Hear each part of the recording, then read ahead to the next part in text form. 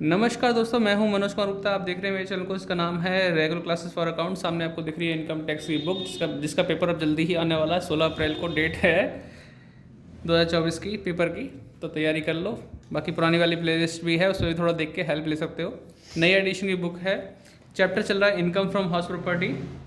Question number है 23 question आपको पढ़ाते हैं। इसमें लिखा है mister X is the owner of big house whose municipal valuation 36,000 per annum. 1/3 portion of the house is let out to the tenant at 1600 रुपये per month for residential purpose. तो इसमें बोला गया टेनेंट को 1600 रुपये पर मंथ के हिसाब से रेजिडेंशियल पर्पस के लिए दिया है। Remaining 2/3 portion is occupied by him for his on residence. The construction of house started in June 2018 was complete on 1st November 2020। he paid the following expenses। Municipal tax दिया है 3600, लेकिन आपको ध्यान रखना है दो पोर्शन है 1/3 2/3, तो आपको म्यूनसिपल वैल्यू का भी 1/3 2/3 यूज़ करना पड़ेगा। मतलब 1/3 वाले पार्ट के लिए 1/3 यूज़ कर लेना और म्यूनसिपल टैक्स के लिए 1/3 यूज़ कर लेना। कहीं आप पूरी अमाउंट डाल दो तो गलत हो जाएगा आपका मामला। और यहाँ पे इंश्योरेंस प्रीमियम है, प्रॉपर्टी टैक्स, इनका कुछ यूज़ नहीं करना होता है। ठीक है, आगे बढ़ते हैं। अब आपको ये क्लियर दिख रहा होगा। Mister X had taken a loan of 50,000 on 1 July 2018 for the construction of this house. The loan has not yet been paid back and interest पर 12% पर एनम दे रखा है, is payable on it. During the previous year he received 5,000 from an old tenant as an arrear of rent. This amount was allowed as deduction in the past year as unrealise rent के तौर पे deduction हो चुकी थी इसकी। Compute his income from house property for the assessment year 2023-24 के लिए निकालना है। तो चलो सॉल्व करके दिखाते हैं। तो क्वेश्चन का सॉल्यूशन कर दिया है स्टूडेंट ने। तो इसमें लिखा computation of taxable income from house property for the assessment year 2023-24।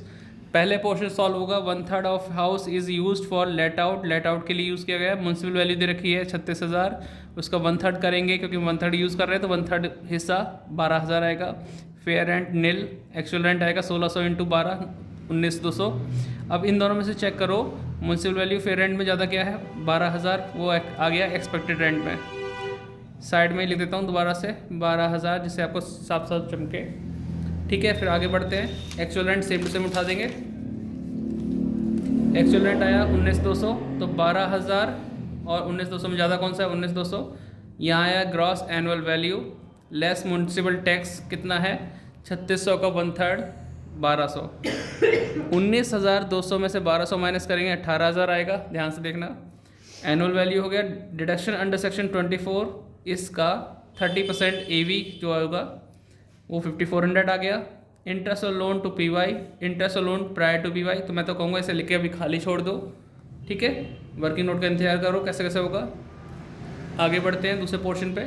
2/3 of house is use for self residency, तो स्टार्टिंग होती है ग्रॉस एनुअल वैल्यू नील, म्यूनसिपल टैक्स नील हो जाएगा, एनुअल वैल्यू क्या आएगी नील आएगी। लेस डिडक्शन अंडर सेक्शन 24, पहला 30% ऑफ AV नील था तो इसका भी नील आएगा। इंटरेस्ट और लोन टू PY, इंटरेस्ट और loan prior to PY, second point का AV पॉइंट, ये भी तुम्हें कभी खाली छोड़ देना चाहिए। ठीक है, यहाँ तक लॉस फ्रॉम HP आएगा, वो कैसे आएगा बताऊंगा, पहले इसके वर्किंग नोट पे चलते हैं, वो समझाते हैं। तो यहाँ वर्किंग नोट आपको दिख रहा होगा साफ साफ। Working note calculation of interest और लोन। पहली डेट जो लिखते हैं लोन लेने की डेट 1 जुलाई 2018 को, मकान कंप्लीट हुआ 1 नवंबर 2020 को, उससे पहले 31 मार्च कब आएगा उसी 2020 के अंदर आएगा 31 मार्च 2020। इससे यहाँ तक जो होता है प्रायर टू PY होता है। तो 2018 में जुलाई से दिसंबर तक गिनोगे 6 महीने, फिर 19 में 12, फिर 20 में 3 महीने। तो इस तरीके से गिन के 21 महीने आ गया। PY प्रीवियस ईयर जो होगा हमारा असेसमेंट ईयर से पहला वाला 22-23। लोन जो लिया है अभी तक कोई पेमेंट नहीं की, यहाँ भी लोन 50,000 का था, यहाँ भी 50 का ही है, तो 50,000 का 12% कितना होता है 6,000। और यहाँ पे हमने 50,000 का 12% निकाला, 6,000 डिवाइड बाई 12 किया इंटू 21 इंटू 1/5, क्योंकि 1/5 इसलिए करते हैं क्योंकि रूल है हमारा 5 इक्वल इंस्टॉलमेंट में ही डिडक्शन मिलती है। तो इस तरीके से इंटरेस्ट आया 2100 रुपये। इसके भी 2 टुकड़े कर दिए 1/3 और 2/3, इसके भी 2 टुकड़े किए 1/3 2/3। तो 1/3 वाले पोर्शन के लिए क्या जाएगा, ये जाएगा PY के अंदर और ये जाएगा प्रायर टू PY में। ये 2/3 वाले पोर्शन में PY और ये प्रायर टू PY। देखो जरा 2000 PY में आ गया, प्रायर टू PY में 700 आ गया। इन सबको प्लस किया 8100 आया। 18,000 में से 81 माइनस किया 9,900 रुपये इनकम फ्रॉम HP।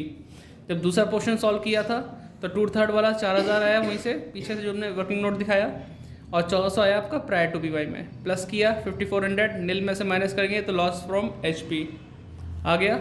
और तीसरा मैंने पॉइंट यहाँ लिखा, एरियर रेंट रिसीव्ड हुआ है 5,000 रुपये, पुराना रुका हुआ रेंट मिल गया। लेस डिडक्शन इसमें भी 30% जो होता है स्टैंडर्ड डिडक्शन, वो माइनस कर दिया 1500, तो हमारा टैक्सेबल इनकम आ गया। अब तीनों चीज़ प्लस करेंगे। पहले पोर्शन से प्रॉफिट हुआ, इनकम हुआ, सेकंड पोर्शन में लॉस था तो माइनस में लिख दिया मैंने, और फिर ये चीज़ प्रॉफिट था यहाँ पे इनकम, वो जोड़ दिया। आप इन दोनों को प्लस करना, इसको माइनस करना, आपका 8,000 आंसर आएगा, और यही हमारा आंसर है। नोट डाउन कर लेना, वीडियो पॉज करके अपना नोट डाउन करते रहे, क्योंकि एक बारी में तो नहीं आएगा, देखो है ना। इधर हमारा वर्किंग नोट है। मिलते हैं नेक्स्ट वीडियो में। तो आप कर चुके होंगे उम्मीद करता हूँ, जैसे जैसे बताते जाऊँ वैसे हैंड टू हैंड लिखते रहो करो, वीडियो पॉज कर लिया करो, नोट डाउन करो, फिर आगे बढ़ो। मिलते हैं नेक्स्ट वीडियो में।